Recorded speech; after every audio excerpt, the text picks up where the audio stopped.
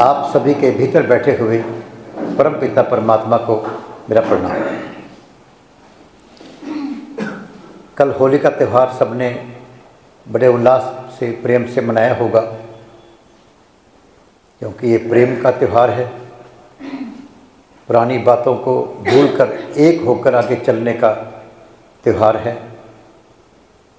ये बिल्कुल बूंद से सागर बनने का त्यौहार है, और कुछ भी ना होते हुए, कमज़ोर होते हुए भी शक्तिशाली से ज़्यादा शक्तिशाली शक्ति से भी लड़ने का और उस पर विजय पाने का भी त्यौहार है। इस जीवन के अंदर अपने मन से ज़्यादा शक्तिशाली राक्षस कोई नहीं है, कोई नहीं है, और उससे अधिक शक्तिशाली मित्र भी कोई नहीं है। आत्मा के रूप के अंदर सबसे शक्तिशाली मित्र और मन के रूप के अंदर सबसे शक्तिशाली शत्रु, दोनों अपने अंदर हैं। हम अपने ही विचारों से किसी एक को शक्तिशाली बना लेते हैं, किसी एक को कमज़ोर कर देते हैं। जैसे आज के युग के अंदर हमने अपनी आत्मा को कमज़ोर कर रखा है और मन को हमने आगे शक्तिशाली बना रखा है।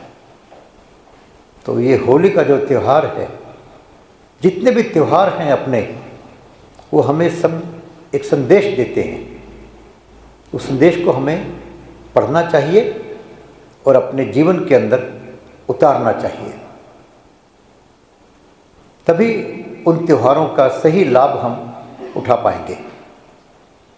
जैसे कोई भी काम करें हम लोग, कल होली के त्यौहार के ऊपर जिसने कपड़े काले पहने होंगे, क्या उस पर रंग कोई दिखाई देगा? नहीं दिखाई देगा। और सफ़ेद कपड़े, उज्जवल कपड़े होंगे तो रंग दूर से दिखाई दे जाएगा, और रंग लगाने का मज़ा भी सफ़ेद कपड़ों पर ही आता है। जो पहले रंगा हुआ उसको क्या रंगेंगे? इसी प्रकार हम जब आते हैं यहाँ पर या कहीं भी सत्संग में जाते हैं, क्या हम अंदर से खाली हैं? क्या हम अंदर से सीखने को तैयार हैं? हम क्यों नहीं सीख पाते? पूरा जीवन हम लगे रहते हैं, कुछ ना कुछ कोशिश करते हैं कि मैं ऐसा कुछ करूं कि मेरा जीवन सफल हो जाए, मैं ऐसा कुछ करूं कि मुझे सुख मिले। चाहते तो ये हैं, करते कुछ और हैं। जैसे हम सीखने की बात कर लें, जितने यहाँ बैठे हैं, जैसे मैं विक्की पंडित जी का उदाहरण दूं, तो तपस्या करने के बावजूद भी जब इनके मन में प्रश्न आता है, मैं जब पूछता हूँ इनसे अकेले में भी, यहाँ भी, तो ये बताने की कोशिश नहीं करते, ये पूछने की कोशिश करते हैं कि मेरा ये प्रश्न का उत्तर नहीं मिल रहा, कुछ सीख कर जाते हैं। मैं जब भी आपके यहाँ आता हूँ कोशिश करता हूँ कि आप सबके व्यवहार से, आप सबकी बातचीत से कुछ सीखूं। सीखना केवल करना नहीं होता, न करना भी सीखना होता है। जब भी डॉक्टर कोई दवाई देते हैं हॉस्पिटल के अंदर, तो वो डूज एंड डोंट्स बताते हैं कि ये खाना है और ये नहीं खाना, ये करना है, ये नहीं करना। तो मैं कुछ करना सीख लेता हूँ आप लोगों से, और कुछ न करना भी सीख लेता हूँ। हम भी तभी सीख पाएंगे जब हम सीखने को तैयार होकर आएंगे और अपना घड़ा खाली रखेंगे। क्योंकि बारिश कितनी ही तेज हो, घड़ा यदि खाली नहीं है तो उसमें कुछ नहीं आएगा। कुछ बातें आवश्यक हैं घड़े में पानी आने के लिए।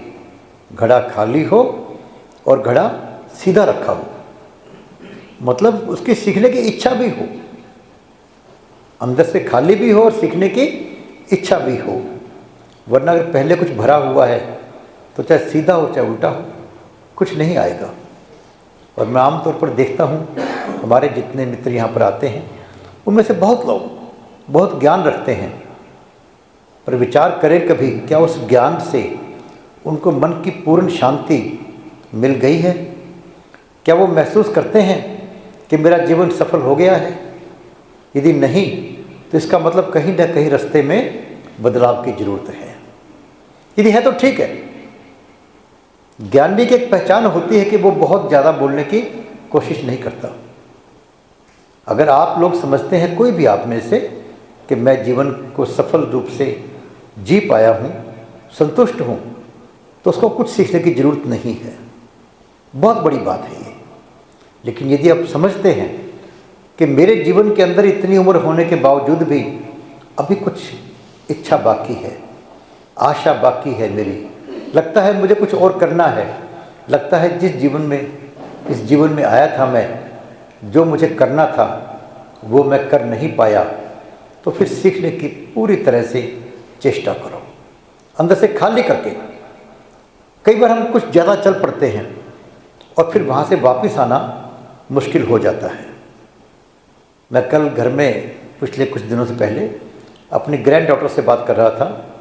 उसके मन में इच्छा कुछ काम करने की। उसने शुरू किया, जैसे आजकल चलता है कि अमेज़न के ऊपर कुछ खिलौने ला के बेचने शुरू कर दिए, मान लो। अच्छी बात है, प्रयास किया उसने। पर मैंने कहा, बेटा एक कुछ समय रुककर विचार कर लो कि क्या तुम ठीक रास्ते पर चल रही हो। एनर्जी तो लगेगी कुछ भी करने के अंदर, कुछ भी काम करें, छोटा करें बड़ा करें, एनर्जी तो लगेगी। वो कहती, बाबा जी मेरा अभी पेपर है। मैं कहा, बेटा बाद में विचार कर लेना, पर विचार जरूर कर लो। ये नहीं कि मैं इतना मील चल पड़ी हूँ या आगे आ गया हूँ, अब वापस कैसे जाऊँगा।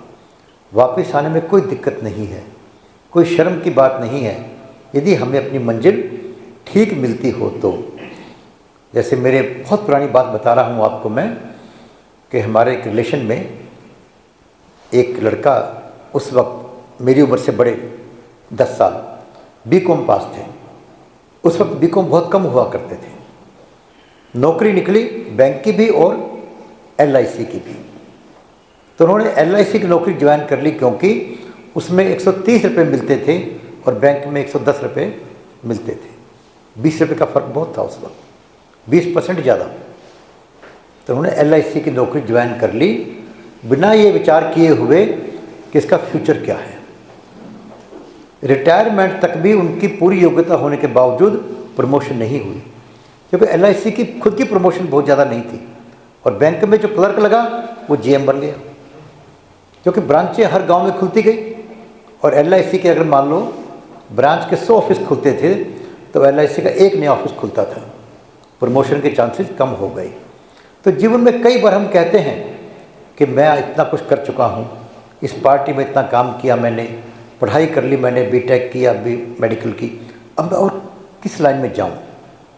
अपने दिमाग को खुला रखें, सीखने के लिए तैयार रहें। मान लो आपने किसी भी मत को पढ़ा है, सीखा है, अगर वहाँ से पूर्ण शांति नहीं मिली तो यहाँ नया सीखने में कोई हर्ज नहीं है। पता नहीं कब कहाँ से आपको कोई बिंदु मिल जाए, नहीं पता अपने को।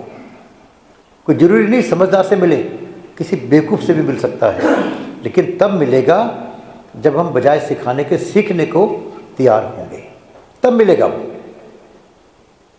तो अभी एक प्रश्न शायद बिटिया ने, क्या प्रश्न पूछा था आपका?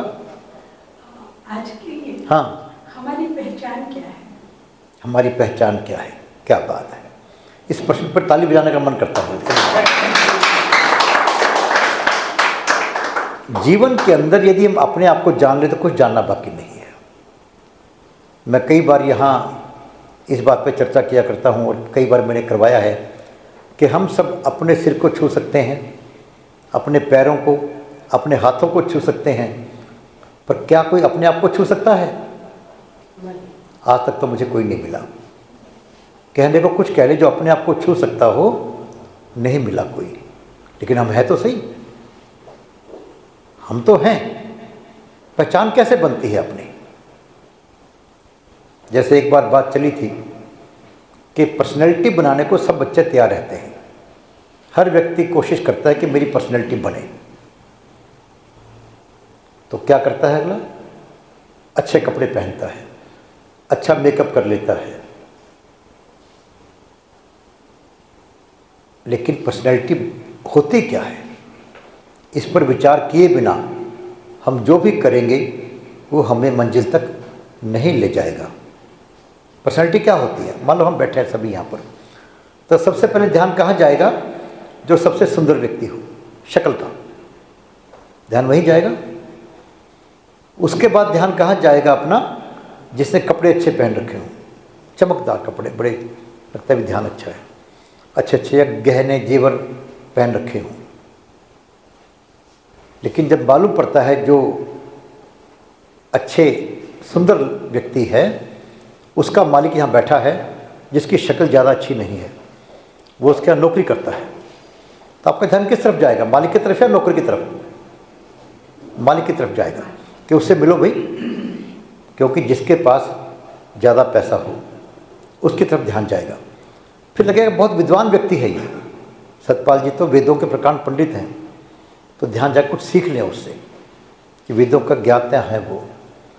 फिर पता लगेगा ये व्यक्ति जो है मोदी जी का पड़ोसी है या रिश्तेदार है, सभी उससे मिलना चाहेंगे, हाथ मिलाना चाहेंगे।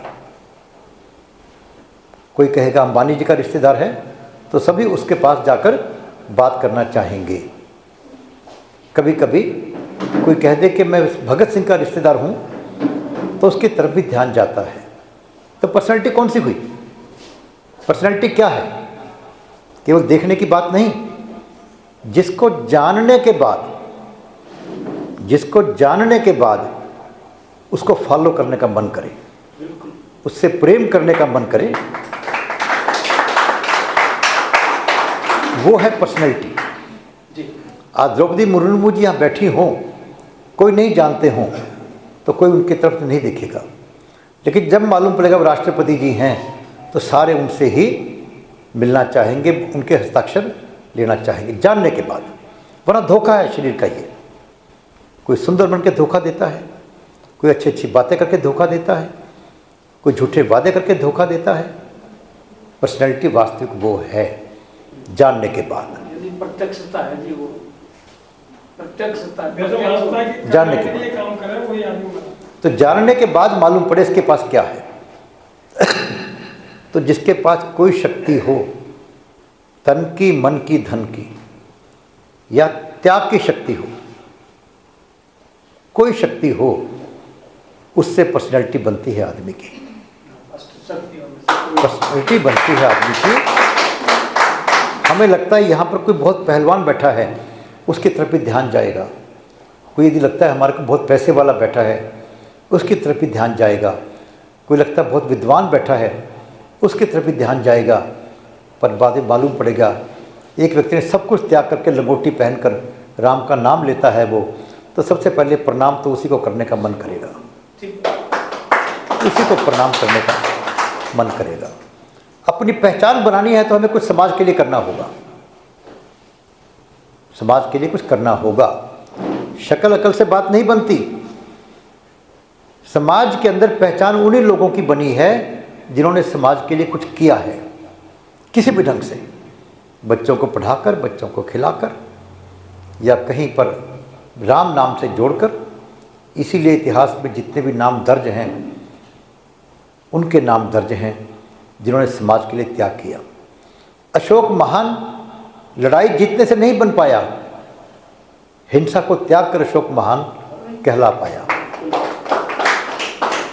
इसी प्रकार भगवान बुद्ध भी राजमहल में रहते हुए महान नहीं कहला पाए, राजमहल को त्याग करके ही महान कहला पाए।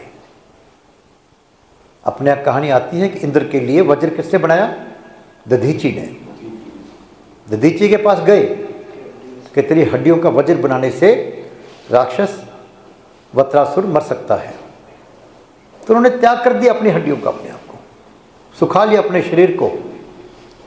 और दधीची का नाम आज तक अमर है, मरे नहीं है भगत सिंह और सुभाष। तो पहचान बनानी है अपनी। पहचान क्या है? दो तरह से हम जान सकते हैं पहचान को।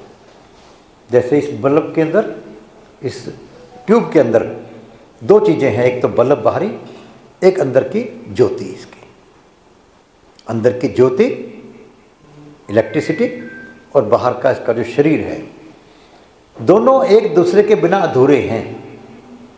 दोनों एक दूसरे के बिना अधूरे हैं। बिना आत्मा के शरीर बेकार है और बिना शरीर के आत्मा भी कुछ नहीं कर पाती।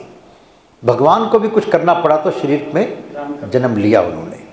किसी माँ की गोद का सहारा लेकर, माँ के आंचल का सहारा लेकर भगवान आए और वो काम कर पाए जिससे वो भगवान कहलाए। लेकिन यही बल्लभ सूरज की रोशनी के अंदर बाहर जंगल में जल रहा हो, कोई वैल्यू है इसकी? कोई पहचान नहीं है। कहते क्या बेकार में जल रखा है।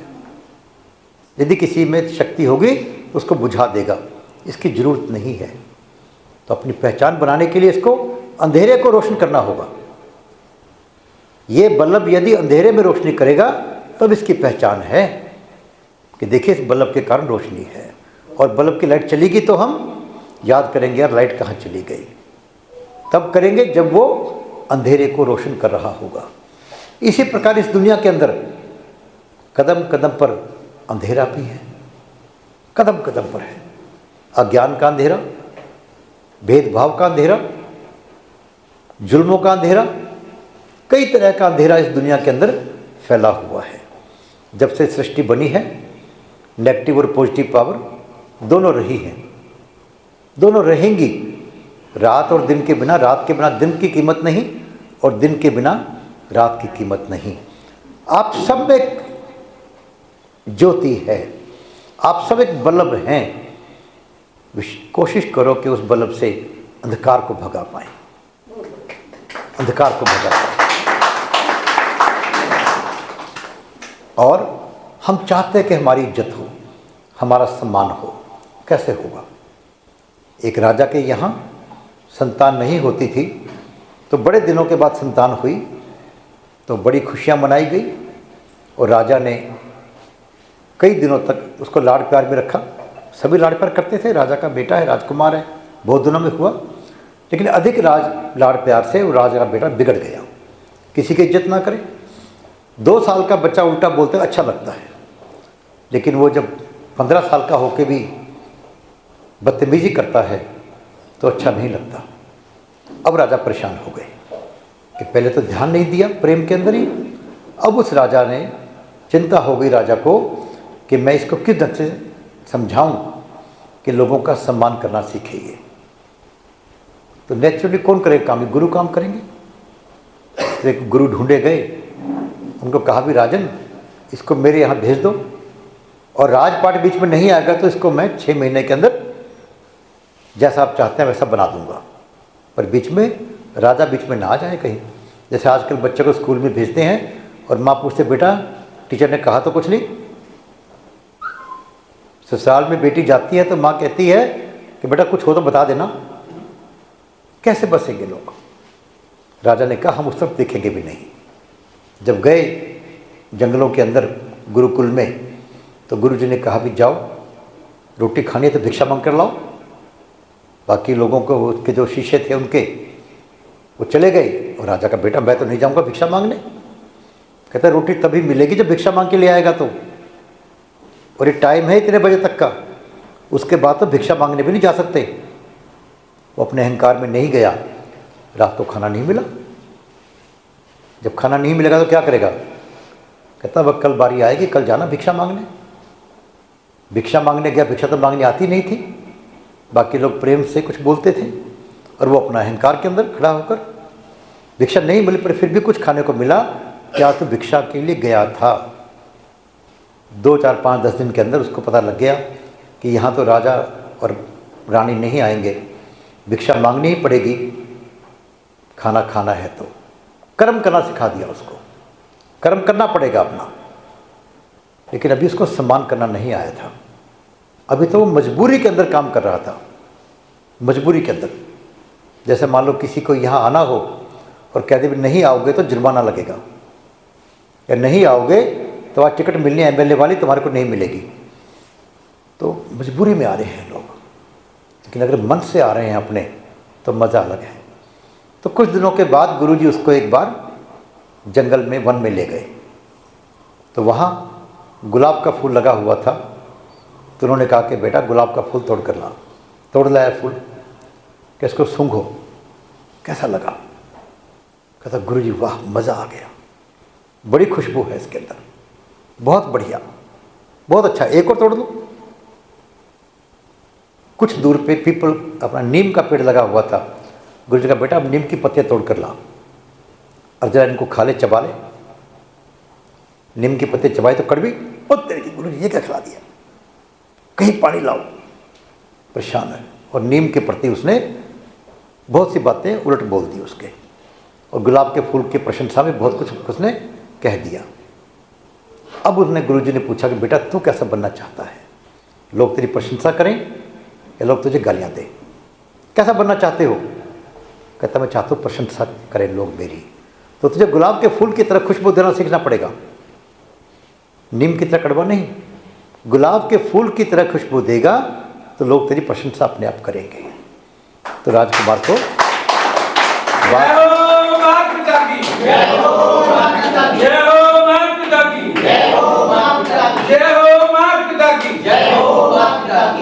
अब ये इंसान में खास बात है कि गुलाब का फूल खुशबू देता है, चाहे उसको तोड़ लो, मरोड़ लो, मसल दो, और नीम जो है वो कड़वाहट देता है, जैसे मर्जी उसको उगा लो, चाहे घर के वातावरण में या जंगल के वातावरण के अंदर। पर आपके अंदर तो गुलाब भी है और नीम भी है, दोनों चीज़ें हैं। भगवान ने भर दिया आपके अंदर, जैसे कि प्रकृति में जितनी भी चीज़ें हैं, जिसका बीज आप बोओगे उसी का फल वो देगा। लेकिन इंसान के अंदर भगवान ने पूरी सृष्टि में जो कुछ आप देख पा रहे हैं या नहीं देख पा रहे, जिसके बारे में सोच पा रहे हैं या नहीं सोच पा रहे, वो बीज रूप के अंदर आप सबके अंदर भर दिया है, और साथ में शक्ति दे दी कि आप जिस मर्जी बीज को डेवलप कर लो। आप चाहो तो देवता बन जाओ, आप चाहो तो दैत्य बन जाओ, आप चाहो तो पशु बन जाओ, आप चाहो तो इंसान बन जाओ, मर्जी है आपकी, शक्ति है आपके अंदर। तो खुशबू देने वाले बनोगे, किसी के काम आने वाले बनोगे, अंधकार को भगाने वाले बनोगे, तो आपकी पहचान अपने आप बन जाएगी। एक और बात मैं कहना चाहूँगा आप सबसे ही, जो एक गलती कई बार हम लोग कर लेते हैं कि एक राजा के यहाँ पर एक सेठ और एक मुनीम कहीं बाहर जा रहे थे कमाने के लिए। तो रास्ते में एक व्यक्ति अकल बेच रहा था, अकल बेच रहा था। तो सेठ जी पास पैसे काफ़ी थे, कोई ले लो अकल एक। अमीर आदमी कई बार बिना काम की चीज़ भी ले लेता, चलो यार देखो चलो क्या काम आती है ये। तो उसने कहा भाई मैं अकल एक दे रहा हूँ तेरे को कि अगर आपका छोटा व्यक्ति भी बड़ा बन जाए तो उसे बड़े की तरह सम्मान दो। आपसे छोटा व्यक्ति भी कभी बड़ा बन जाए लॉटरी के द्वारा, किसी और चीज़ के द्वारा, तो उसे बड़े की तरह सम्मान दो। सेठ ने पैसे दिए थे, सुन तो ली बात, कोई खास बात लगी नहीं उसको। पर आगे जब चले, कुछ दूर बाद रुके, तो मुनीम जी कहा भी जा शहर से जाकर सामान ले आ, खाना वगैरह खाएंगे फिर आगे चलेंगे। अब जिस शहर के बाहर रुके थे वो, उस दिन वहाँ के राजा की मृत्यु हो गई थी। और वहाँ ये रिवाज था कि उस दिन राजनगर में जो पहला व्यक्ति एंटर करेगा उससे वो राजा बना देंगे। ये वहाँ रिवाज था कि जो भी पहला व्यक्ति राजा के मरने के बाद शहर में आएगा उसको राजा का पद दे देंगे। तो सबसे पहले कौन आए? मुनीम जी आए। जब मुनीम जी आए तो सबने मिलकर उनको राजा बना दिया, बिठा दिया राजा की गद्दी के ऊपर। अब कुछ नहीं किया मुनीम जी ने, पर भाग्य की बात है। अब सेठ जी वेट करें, इंतजार कर रहे हैं, मुनीम जी घंटा हो गए, 2 घंटे हो गए, आए नहीं। तो खुद चले देखे भी कहाँ रह गए वो। वहाँ देखे तो वहाँ जश्न हो रहे हैं। कहते क्या हो रहा भाई? कि नए राजा का राजाभिषेक हो रहा है।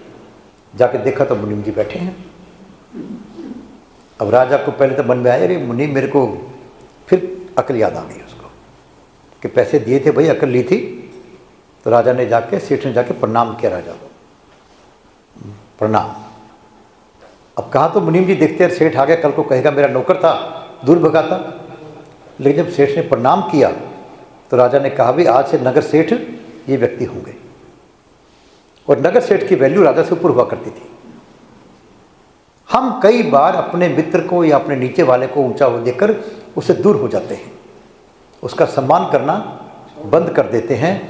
हम चाहते हैं कि वो मेरा सम्मान करे क्योंकि हमने उसको बनाया। लेकिन इस दुनिया के अंदर प्रैक्टिकल होना बहुत ज़रूरी है, व्यवहार से। यहाँ तो काम देखिए, दो तरह की बातें हैं, एक हम जो कर रहे हैं, एक जो हमारे अंदर चल रहा है।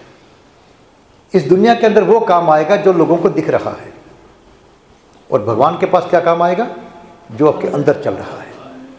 तो इस लोक के अंदर जो करना है, आपका अच्छा होना जरूरी नहीं है, अच्छा होने के साथ दिखना भी जरूरी है, आवश्यक है। तो यदि कोई आपका मित्र बड़ा बन जाए तो उसका और सम्मान करो, बड़े के नाते। 4 लोगों को और साथ में ले जाकर उसको महसूस करवाओ कि हम तेरा सम्मान ज़्यादा कर रहे हैं पहले से, तो वो आपको कहीं ना कहीं सम्मानित करने की कोशिश करेगा। एक्शन और रिएक्शन हमेशा होते हैं। अगर हम सोचते हैं कि ये तो कल को क्या था, दूर रहेंगे, तो आपको और दूर रखने की कोशिश करेंगे वो। तो अपने आप को, सभी हम लोग मित्रों को ये बात जीवन के अंदर काम आएगी, आ सकती है, क्योंकि बहुत बार हमारे मित्र या हमारे नीचे वाले पड़ोसी बहुत बड़े बन जाते हैं। तो उनका तहे दिल से सम्मान करो, दिखाने के लिए तो करो एटलीस्ट, अंदर ना भी हो तो, क्योंकि दुनिया के अंदर दिखना ही काम आएगा आपका। तो जो पहचान की बात थी बिटिया रानी की, पूनम की, कि अपने आप को अंधेरा भगाने की कोशिश करो, ऐसा बनाओ कि अंधेरा भगा सको, आपकी पहचान बन जाएगी। हमारे से अलग बात करके भी वो एक पहले बात कर ले कि मैं कहना चाहता हूँ, ताकि पूरी तरह से समय देकर, कई बार 2 मिनट में बात नहीं कही जाती, हो सकता बात को 20 मिनट लगें, तो उनके लिए वो कार्यक्रम बनाकर भी रखा जाए ऐसा कि आज फलां चीज़ के ऊपर फलां व्यक्ति वक्तव्य देंगे अपना, क्योंकि ज्ञान तो आप सबके अंदर है, और मेरे से ज़्यादा ज्ञान तो बहुत लोगों के अंदर है, आपके अंदर। जब मैं उनसे व्यक्तिगत मिलता हूँ तो मैं तो बहुत ज़्यादा गहराई में जाता ही नहीं, क्योंकि मैं ज्ञान की बात को बहुत कम करता हूँ। मैं तो एक ही बात जानता हूँ, ज्ञान और भक्ति में चुनना हो तो भक्ति को चुन लो। क्यों चुन लो? भक्ति में करना ही कुछ नहीं है, आसान काम है ना। पूरी दुनिया आसान काम को चुनना चाहती है, मैं भी उनमें से एक हूँ, और भक्ति से आसान काम कोई नहीं। क्या करना है भक्ति के अंदर? राम राम, कुछ नहीं करना, कुछ भी तो नहीं करना। और ज्ञानी बनने के लिए पढ़ना पड़ेगा, तपस्या करनी पड़ेगी, विचार करना पड़ेगा, 4 लोगों से बात करनी पड़ेगी, पता नहीं कोई गलत कहेगा, कोई ठीक कहेगा। अरे भाई, इस ज्ञान के अहंकार से बाहर आ जाओ। हम नहीं आ पाते हैं। हर व्यक्ति कुछ ना कुछ ज्ञान को लिए बैठा है, जितना सीख लिया उसने, भूल कर चल पड़ो आगे। नारद जी से सीख लो, किसी से भी सीख लो आप। दुर्वासा ऋषि थे तो मशहूर किसके कारण है? क्रोध के कारण। क्या लाभ भी उनके ऋषित्व का? क्या लाभ उनका? अहंकार के अंदर स्वयं भी कष्ट पाते हैं, औरों को भी कष्ट देते हैं। नारद जी अहंकार में, गुस्से में श्राप दे देते हैं विष्णु भगवान जी को। दुनिया कष्ट पाती है, राक्षस रूप के अंदर आते हैं, और भगवान को जन्म लेकर उनको समाप्त करने के लिए कष्ट उठाने पड़ते हैं। क्या लाभ है उस ज्ञान का? इसीलिए हम पारस नहीं बन पाते, क्योंकि वो हल्की सी नन्ही सी परत हमें दिखती भी नहीं है। हम अपने आप को बहुत ज़्यादा विनम्र मानते हुए भी कहीं ना कहीं अहंकार से जुड़े होते हैं। वो कहते हैं ना कि तन का नशा, धन का नशा, मन का नशा ना कोई पहचाने। मन का नशा पहचानना बहुत मुश्किल होता है।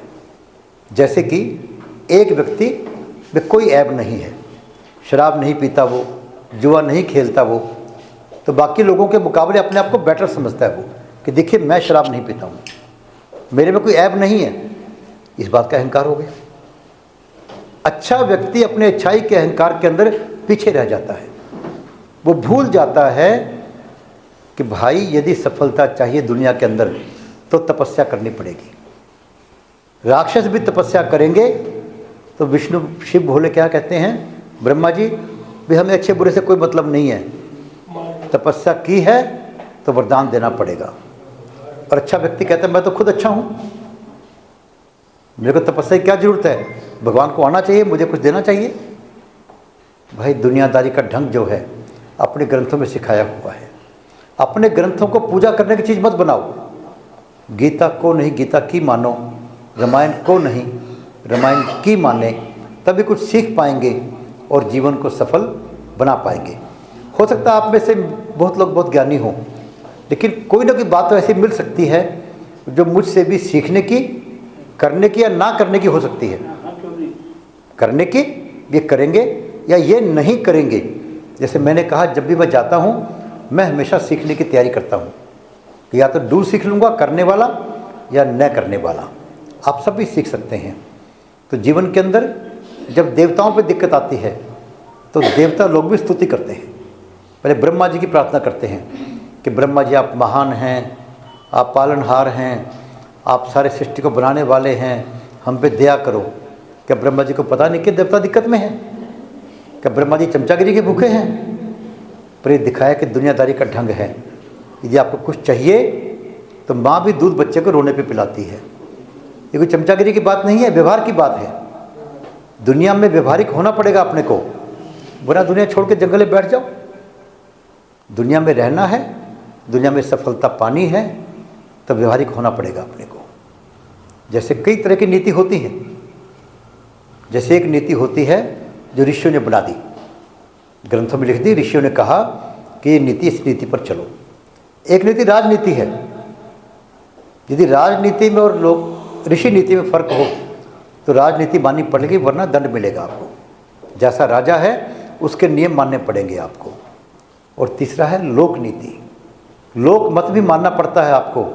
क्या सच बोलो, किसी के घर गए डेथ के ऊपर आप शोक प्रकट करने, और वो आदमी बहुत निकम्मा था, घटिया था, बुरे काम करता था, तो क्या बोलोगे जाकर वहाँ पर कि अच्छा वो मर गया था, बहुत घटिया आदमी था वो? नहीं बोल सकते। या तो चुप रहोगे या बोलोगे बहुत दुख हुआ भाई। लोक नीति है ये।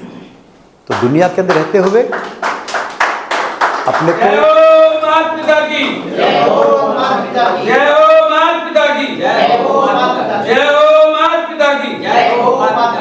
तो जैसे अपने को ऋषि नीति भी जाननी चाहिए, राजनीति का भी पता होना चाहिए, साथ में लोक नीति का भी ख्याल हमारे को रखना बहुत आवश्यक है।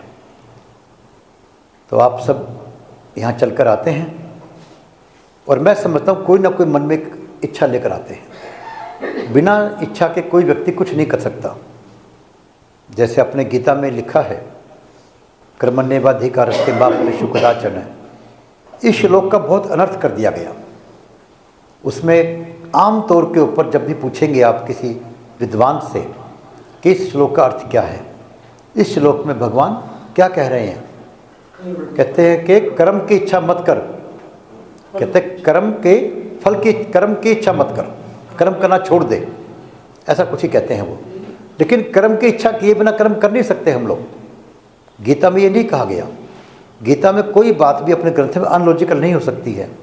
इसमें कहा गया है कि तू कर्म कर, लेकिन तेरा अधिकार कर्म करने पर है, फल पर तेरा अधिकार नहीं है। फल की इच्छा तो करेंगे हम लोग, पर फल पे अधिकार नहीं हमारा। एग्ज़ाम जाएंगे तो पास होने के लिए जाएंगे, एग्ज़ाम देने के लिए। कोई भी व्यक्ति इम्तिहान फेल होने के लिए नहीं जाने जाएगा, जाएगा नहीं वहाँ पर। इम्तिहान देने जाएंगे, यदि फेल होने की इच्छा हो तो जाने की क्या ज़रूरत है अपने को, घर बैठेंगे आराम से। इम्तिहान देने जाते हैं तो इच्छा होती है हम पास हों, अच्छे नंबर हों, पर वो हमारे हाथ में नहीं है, वो किसी और के हाथ में है। इसी प्रकार जीवन के अंदर जो कर्म करते हैं हम लोग, कोई ना कोई इच्छा हमारे मन में होती है, तभी कर्म करते हैं। फल मिले ना मिले ये उसके हाथ में है। कर्म करना किसके अधिकार में? हमारे अधिकार में। यहाँ पर आना किसके हाथ में? आपके अधिकार में। लेकिन यहाँ कर फल क्या मिलेगा? उसके अधिकार में। तो हम जो विचार करके आते हैं, मेरे विचार से एक बात अवश्य सबके जीवन में होगी, जो मेरे जीवन में भी अब तक चल रही है, कि क्या मेरा जीवन सफल हो गया? क्या मैं अपने जीवन को सफल मान लूँ? यदि नहीं सफल हुआ तो इम्तिहान बाकी है अभी। यदि सफल जीवन को नहीं मानता हूँ तो इम्तिहान बाकी है, और जीवन को सफल मानता हूँ तो कहीं जाने की ज़रूरत नहीं है आपको, कहीं जाने की आवश्यकता नहीं है। लेकिन सफल होना है तो इम्तिहान बार बार देना पड़ेगा अपने को। तो आप जो इच्छा एक लेकर मेरे मन में रहती है और आप सबके मन में रहनी चाहिए कि हम अपने जीवन को सफल कैसे बनाएं, कैसे सोचें, विचार करें, अनुभव करें कि मेरा जीवन सफल हो गया। श्री दिवालय संघ केवल इसी बात पर जोर दे रहा है, जिससे कि जुड़कर आप, जिसके काम में लगकर आप सब अपने जीवन को सफल अनुभव कर सकें, महसूस कर सकें। क्योंकि श्री दिवालय संघ का काम क्या है? अगर एक लाइन में कहना हो सर्वे भवन्तु सुखिनः, या और लाइन में कहना हो तो हम शक्तिशाली बनेंगे, राक्षसी वृत्ति को समाप्त करेंगे। एक लाइन की बात है, सारा कुछ आ जाएगा उसके अंदर। हम भेदभाव नहीं करेंगे लेकिन राक्षसी वृत्ति को समाप्त करेंगे। एक व्यक्ति ने प्रश्न पूछ लिया कि आप कहते हैं किसी से भेदभाव नहीं करेंगे, तो राक्षसी वृत्ति को समाप्त करने की बात क्यों कर रहे हैं? उनमें भी तो भगवान है। अरे भाई, आपके शरीर के किसी अंग में कैंसर हो जाए तो क्या करोगे? उसका ऑपरेशन तो करवाओगे ना, वरना पूरे शरीर को खा जाएगा वो। राक्षसी वृत्ति पूरे समाज के लिए नुकसानदायक है, इसलिए हमें राक्षसी वृत्ति को समाप्त करना आवश्यक है। जैसे अपने शरीर के अंदर कोई बीमारी हो तो उसको समाप्त करने के लिए हमें दवाई लेनी या ऑपरेशन करना आवश्यक है। उसमें ये विचार नहीं करेंगे कि बीमारी के कीड़े मर जाएंगे, दवाई मत लो। ये विचार नहीं कर सकते हम लोग कि बीमारी के भी कीड़े हैं और ठीक करने के भी अपने जीवाणु हैं, कीटाणु हैं। तो हम जीवन के अंदर ये बात अवश्य लेकर आएँ कि जीवन सफल कैसे हो। और श्री दिवालय संघ का यही काम है कि श्री दिवालय संघ काम क्या करता है? आपको राम के नाम से जोड़ना और राम के काम से जोड़ना, दो ही बातें हैं। राम के नाम से जुड़ने में राम राम करना, राम पर विश्वास करना। और राम का नाम तो हम 24 घंटे कर सकते हैं, हर वक्त कर सकते हैं। मैं बात कहते हुए राम राम कर सकता हूँ मन के अंदर, और आप बात सुनते हुए भी राम राम कर सकते हैं। राम राम सभी कर सकते हैं। और राम का काम क्या है? राक्षसी वृत्ति को समाप्त करना। और राक्षसी वृत्ति को समाप्त करने के लिए शुरुआत कहाँ से करनी पड़ेगी? अपने आप से। क्या मेरे अंदर कोई राक्षसी वृत्ति बाकी है? क्या मैं चाहता हूँ कि लोग मेरे हिसाब से चले? ये राक्षसी वृत्ति की पहचान है। पति कहता है पत्नी मेरे हिसाब से चले, ये प्रेम नहीं है, राक्षसी वृत्ति है। पत्नी कहते मेरे हिसाब से काम हो, राक्षसी वृत्ति है ये। तो विचार करें कि क्या मेरे अंदर राक्षसी वृत्ति है। अपने अंदर की राक्षसी वृत्ति समाप्त करें और फिर राक्षसी वृत्ति जो समाज के अंदर है उसको समाप्त करने की ओर कदम बढ़ाएं। इन शब्दों के साथ ही प्रभु से प्रार्थना कि हम सबको नेक कार्य करने की प्रेरणा दे, नेक कार्यों में सफलता दे। आप सबको प्रणाम। आप सबके भीतर बैठे हुए परमपिता परमात्मा को प्रणाम।